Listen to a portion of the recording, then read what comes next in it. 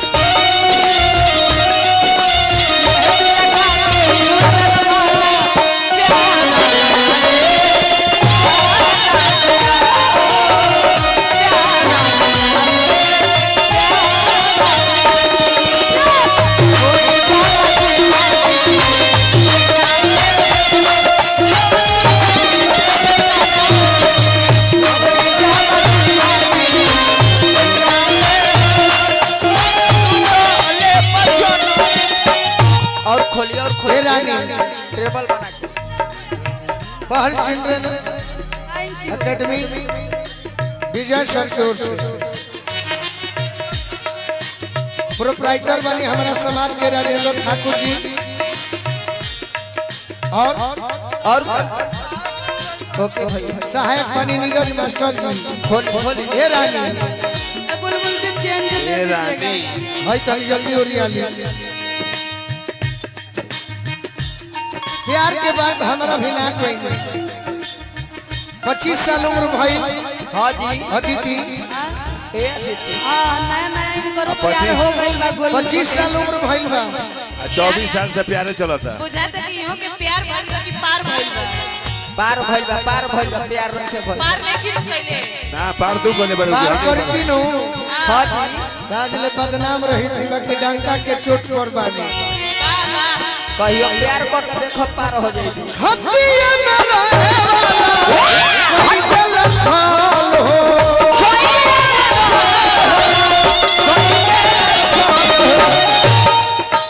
अरे मौसम के नियन लोगवा जाला बता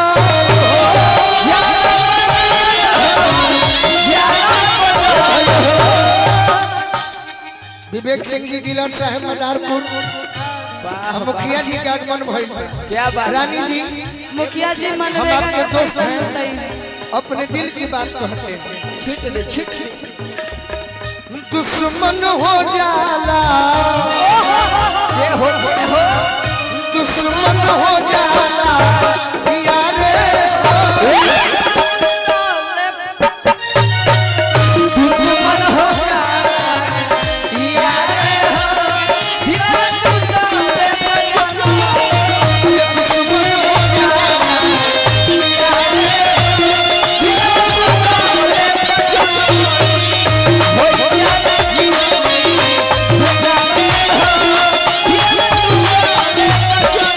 विवेक सिंह डीलर उनके तरफ से बहुत सारा प्यार आशीर्वाद की शुभकामना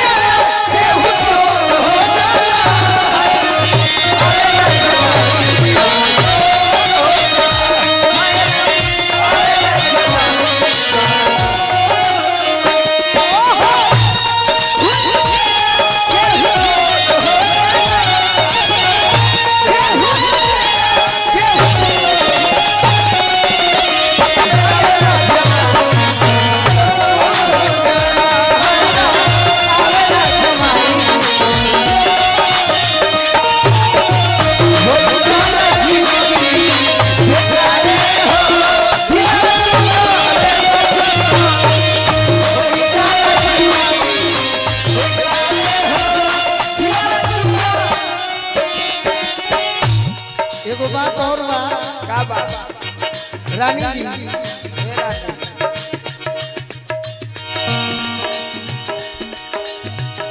मीठी मीठी बात करी करी जनी हो घाती बा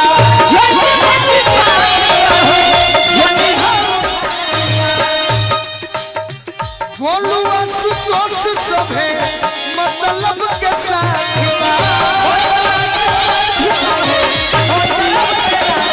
बोलुआ सुतोष सभे मतलब के साथ बा पीठ पीछे भइल बाटे क्या बात पीठ पीछे भइल बाटे वारे हो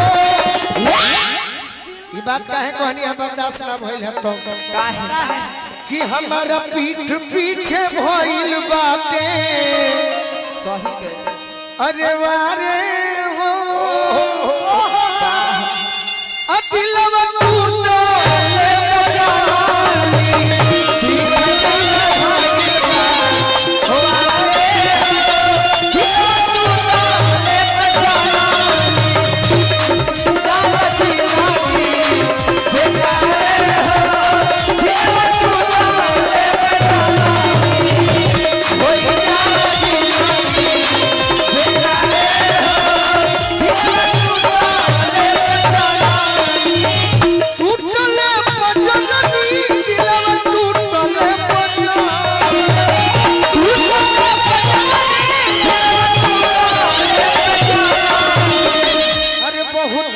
दर्द में